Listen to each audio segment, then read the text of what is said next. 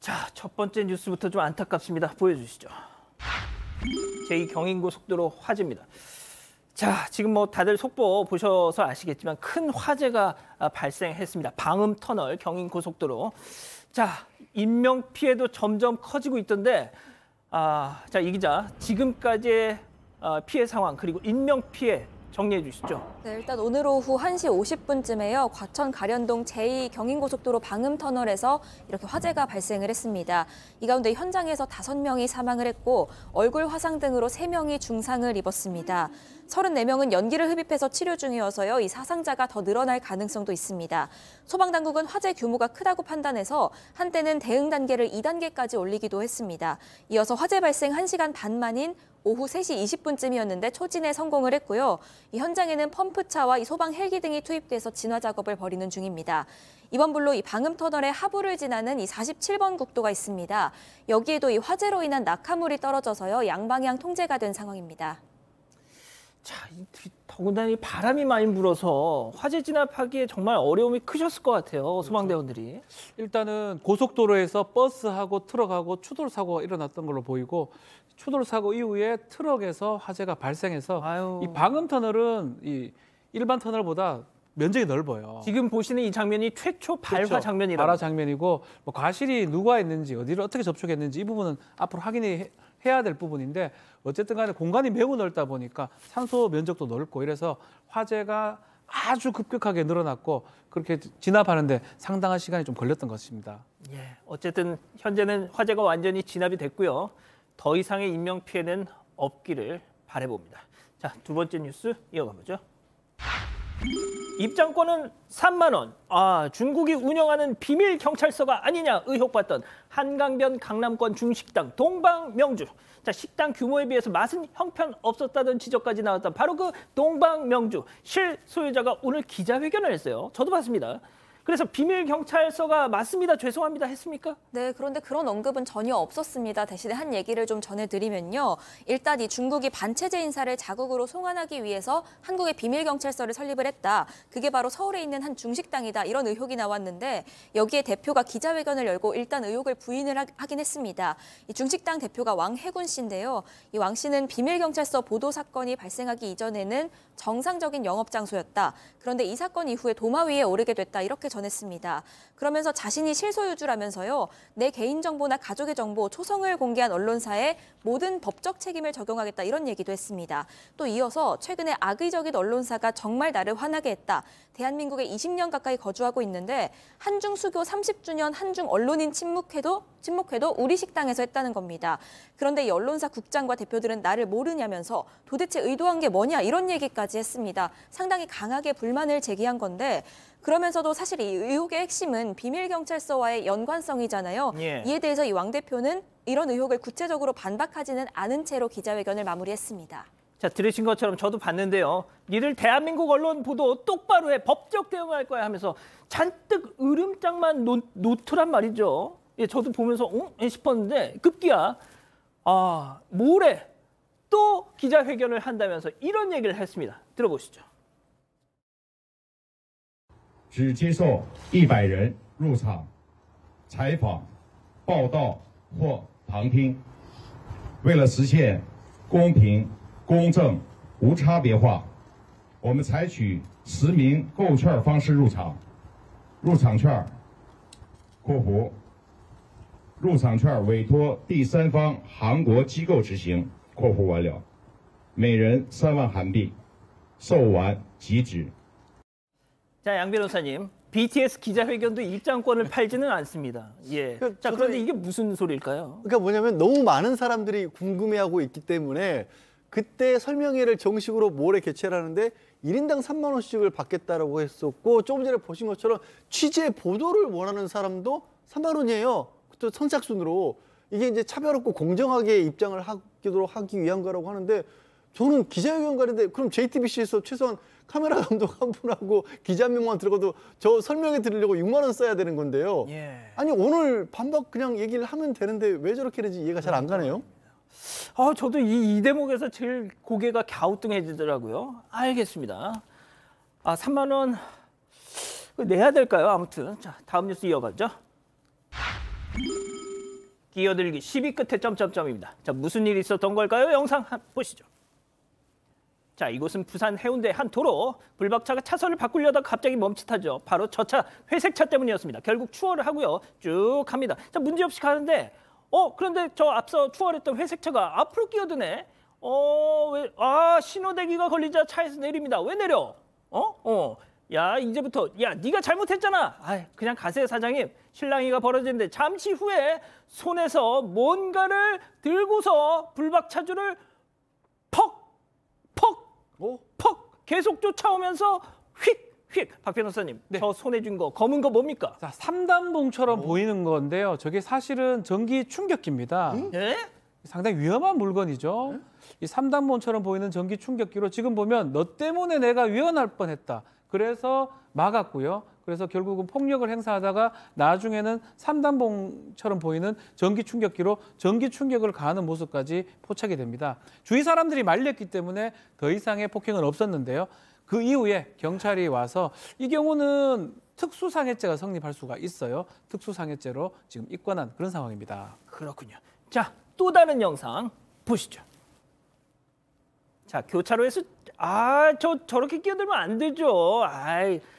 거길 끼어드냐 막 이래서 어림없지 하는데, 그런데 갑자기 옆에서 욕을 막 난리더라는 겁니다. 저 검은색 운전자. 그랬더니 저 불박 차주도 그 손가락 욕을 했다는 거죠. 자, 그런데 그냥 쭉 가려고 했더니 세상에 신호 대기가 저렇게 앞으로 멈추던 신호 대기 중에서 막 달려옵니다. 불박 차주한테 야, 너 나와 하더니 지금 멱살까지 잡고, 자, 그리고 저 아주머니는 심지어 말리기는커녕, 남편 말리기는커녕 번호판 촬영. 자, 순간 너무 당황했던 나머지 브레이크에서 발이 떨어져서 조금 닿았더니 야, 너 나 쳤어?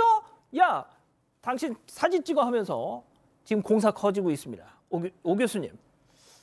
교차로에서 세상에 들어와서 차선 들어오는 것도 아니고 그 교차로 복판에서 끼어들면 어떡합니까? 아니, 저게 사실 뭐 흔히 있는 일들이에요. 그런데 저 정도 되면은 그냥 뭐 양보를 해주면 좋겠지만, 또 양보를 못할 그럴 사항이 있다라고 한다면 그냥 이제 본인의 입장에서는 그걸 소화를 하고 가야 되는데, 아마 이 사람의 그 성격이 굉장히 좀 대단한 것 같습니다. 근데 제일 중요한 게 뭐냐면 누가 먼저 시작을 했느냐는 거죠. 양보를 안 해줄 수는 있지만 와서 욕설 하는 거는 이제 그게 이제 시작이 된 거죠.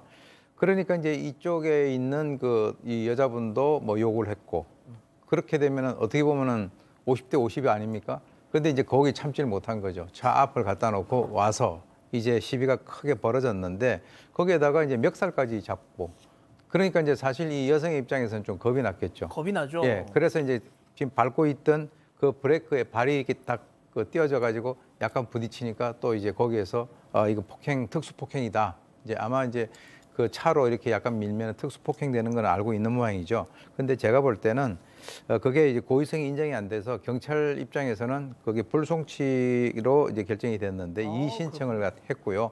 또 상대 운전자는 폭행이라든가 특가법 위반으로 지금 송치가 돼 있는 상태인데, 제가 볼 때는 뭐 조금의 어떤 분노를 좀 참으면, 그야말로 참을 인색이면 사람도 살린다라고 하는데, 결국 둘 다 손해죠, 사실. 시간 낭비, 어떤 정신적인 고통 다 그렇습니다.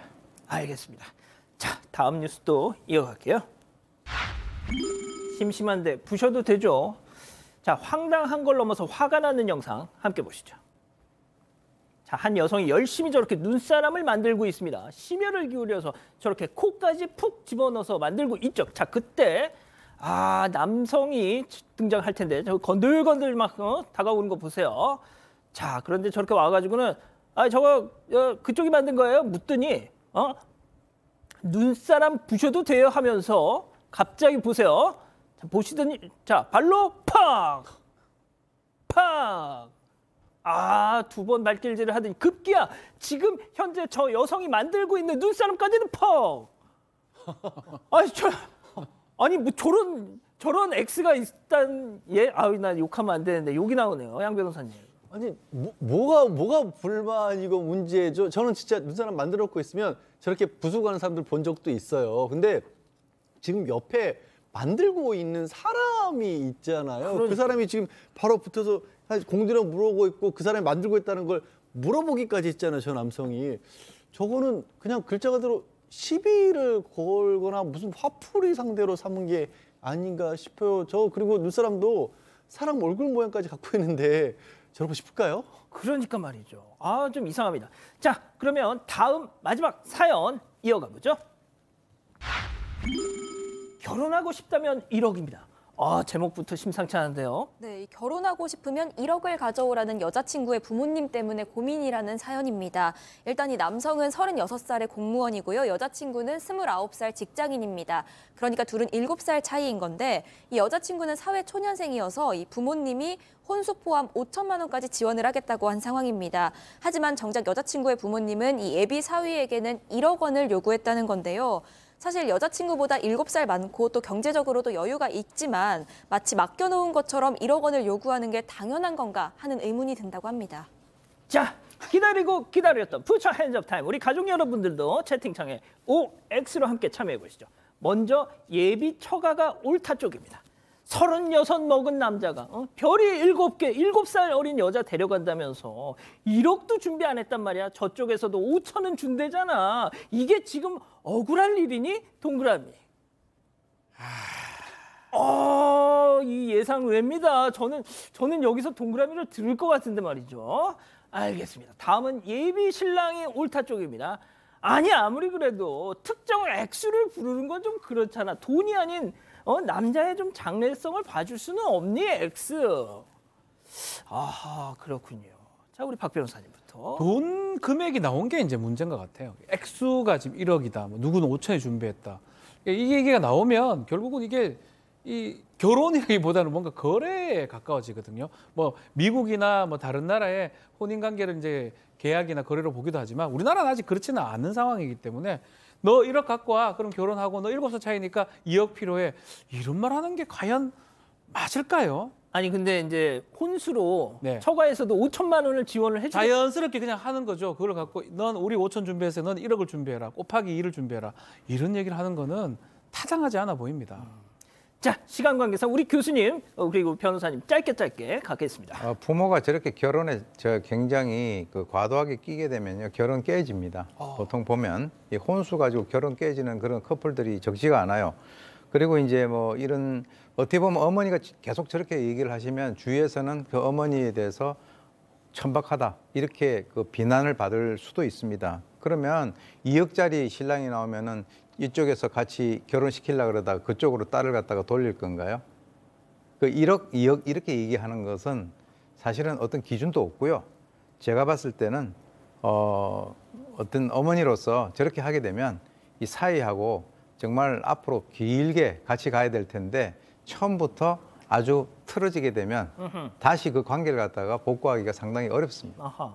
자, 양 변호사님. 좀 짧게 우리 교수님이 말씀하셨는데요. 저거 결혼 깨려고 하는 것 같아요. 반대한다라고 말 못하니까 1억 갖고 와 이렇게 해서 기분을 잡치는 그런 상황을 만드는 게 아닌가라는 의심을 합니다. 네.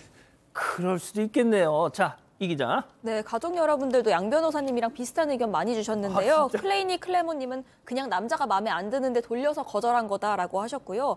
이루리님은 테스트하는 것 같은데 별이라고 말씀하셨고요. 스와이님은 3억 5천이 있는데 애인이 없네요라고도 하셨습니다. 아유, 그렇군요. 알겠습니다. 아직 안 끝났습니다. 이거 눌러주세요.